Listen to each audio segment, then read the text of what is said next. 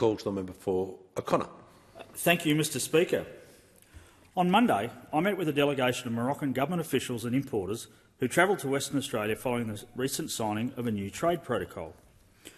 The signing between Australia and Morocco allows for live export of Australian sheep, goats and cattle to the North African nation.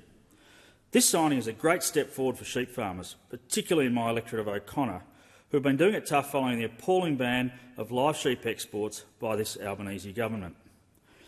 However, given the significance of the signing, you would be hard-pressed to find any mention of the deal by Trade Minister Don Farrell or Agriculture Minister Julie Collins. Instead, the announcement was made by the Australian Live Exporters Council, while the Albanese government chose not to mention it. This Moroccan delegation was about strengthening the relationship between our two nations and, in particular, supporting Morocco's food security. Morocco is a country of 38 million people whose national sheep flock has been decimated by years of drought.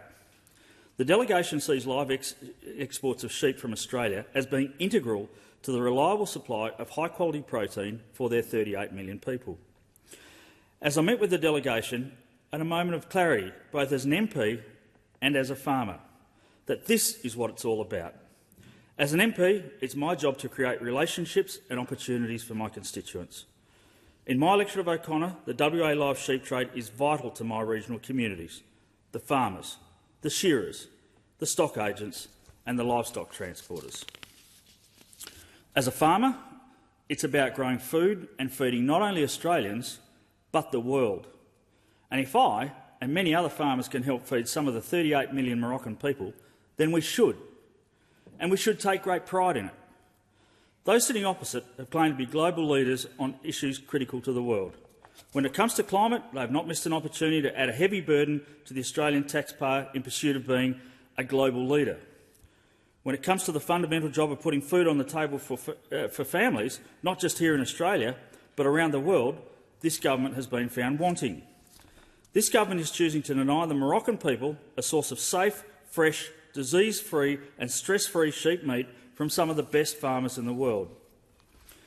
No sooner will we establish a new and trusted supply chain than those opposite will strip it away and cause irreparable damage to our international reputation.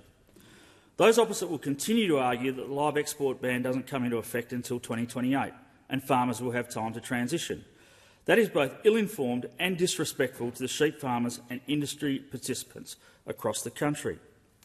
Wool Producers Australia President Steve Harrison said the wool industry was facing a crisis and the effects of the ban were already being felt across the country. Well-regarded agricultural market analyst Episode 3 has also warned of the drastic impact that this would have on the sector, yet the government chose to ignore it. The government has also ignored Sheep Producers Australia advice on the role of the transition advocate. Instead of providing genuine support to the sector it is destroying, the transition advocate is merely a mouthpiece for bad government policy. Why does this government continue to ignore the very industry it says it's trying to help transition?